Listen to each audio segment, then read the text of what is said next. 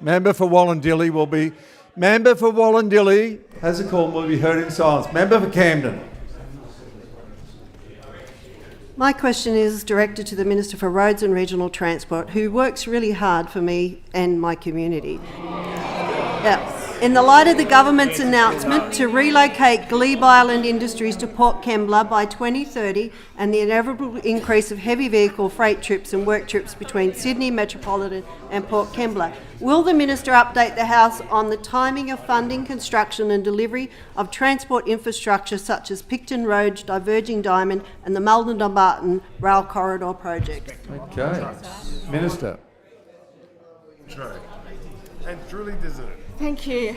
Thank you, Mr. Speaker, and I want to thank the member for Wollondilly for her question, and she is a great advocate for her community, and it is easy to work with members on all sides of this chamber when they are just really advocating 100% for their community like she is, and that's why she's here after 12 years of neglect from those opposite in her community where they were left to bear the brunt of housing with no infrastructure, and that has been a big thing she has been here to address.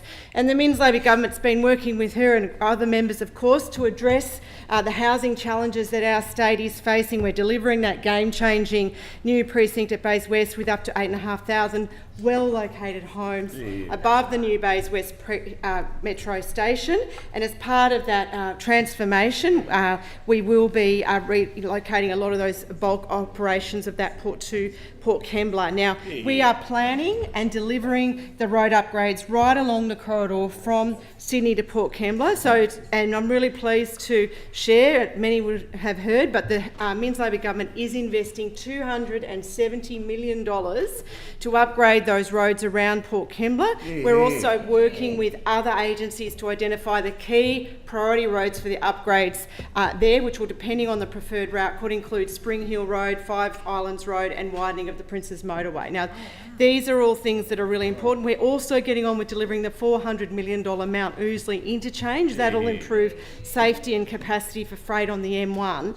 But to the member's question, particularly around Wollondilly, with the Albanese Labor government federally, the state Labor government led by Premier Minns are also investing $125 million in planning for the upgrade of the Picton Road and Picton bypass.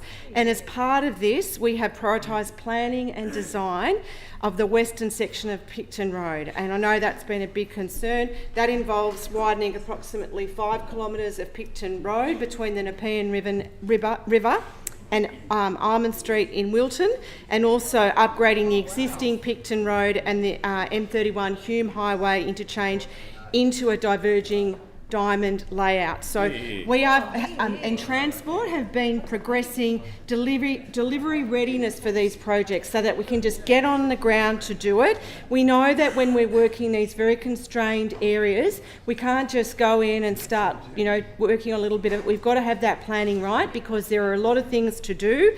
We need to commence property acquisition. We need to have surveys and investigations of the utilities and other infrastructure around there, so that when we're in there, we minimise the time we're in there, minimise the disruption to the community. Now, that's not all we're doing, Mr. Speaker. We've got plans that we also announced towards the end of last year. Member for Wollondilly. The time, please. 2 minutes is granted.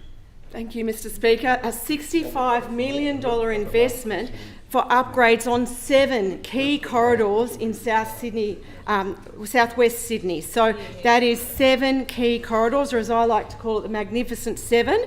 One of those projects is looking at how we might upgrade the Hume motorway between Narellan at Campbelltown and Picton Road at Wilton. Yes. That will improve traffic flow along this critical freight route, and I know this already carries 52,000 cars.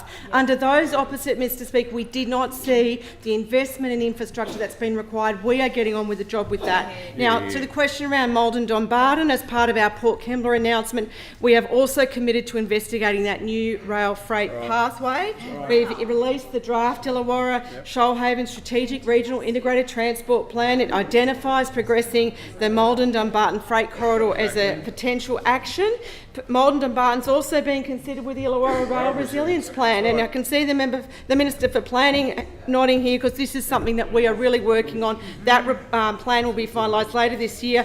But as you can see, Mr Speaker, we have a lot of projects in the pipeline for Wollondilly. That's a great tribute to the member for Wollondilly.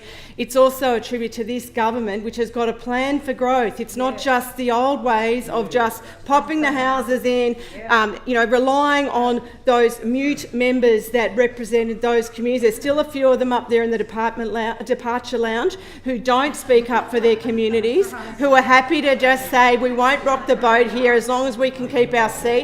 Well, you show, Mr Speaker, through having members like the member for Wollondilly here, that it is a change here. We are building the infrastructure that is required. Wollondilly's been taking the state's housing burden for too long.